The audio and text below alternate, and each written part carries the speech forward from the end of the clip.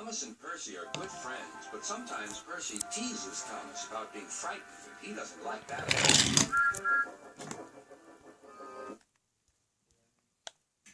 One evening he was dozing happily, but Percy wanted to talk.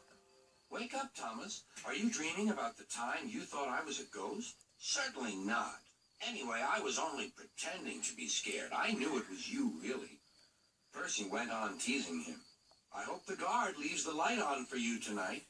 "Why?" asked Thomas. "I quite like the dark." "Oh, really?" exclaimed Percy. "I am surprised. I always thought you were afraid of the dark. I wonder why." Thomas decided to say nothing and went to sleep instead. Next day, Sir Topham Hatt came to see him. "I would like you to go to the harbor tonight. You have to collect something rather unusual." "What sort of something?" asked Thomas. "Wait and see," replied Sir Topham Hatt. Meanwhile, Percy was moving freely inside. Henry arrived with his goods train. The signalman changed the switches, and Percy waited on the siding until Henry had steamed by. Then there was trouble. "The switches are jammed," called the signalman. "I can't switch them back for Percy. The workmen will have to mend them in the morning. It's too late now." Said Percy's driver. "I'm sorry, Percy, but you'll have to stay here for the night." "Where are you going?" asked Percy. "Home for tea," replied the fireman. Percy was speechless. He watched as the other engines went on. Nighttime came, and Percy began to feel very lonely. "Oh, dear," he murmured. "It's very dark." Oh, what's that?" It was only an owl, but Percy didn't realize this. "Oh, I wish Thomas were here too," he sighed. Thomas was waiting for his mysterious load at the harbor. Suddenly, there it was. "Cinders and ashes," cried Thomas. "It's a dragon." "Don't worry," laughed his driver. "This dragon is made of paper.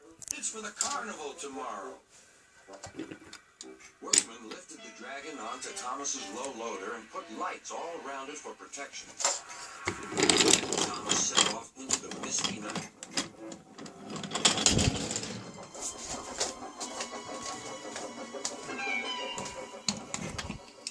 Percy was asleep on his side and had no idea that Thomas was approaching him.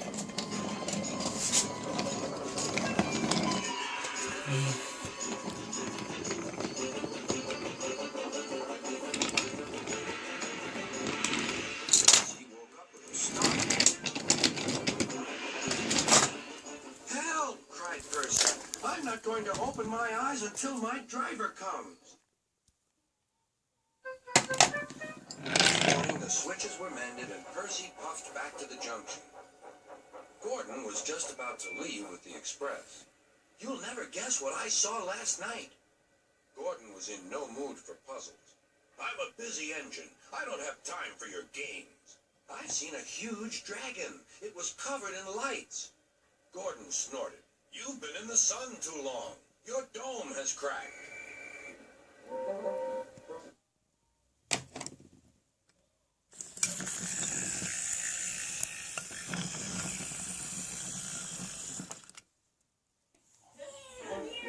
When the other engines heard the news, they laughed too. "Look out, Percy," chuckled James, "or the dragon may gobble you up." "No one believes me." Maybe I did imagine the dragon after all.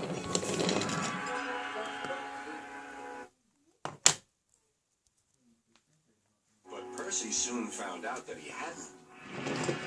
"Help! Save me!" cried Percy. "It's all right," whistled Thomas, and he explained about the carnival. "By the way, how was your night out?"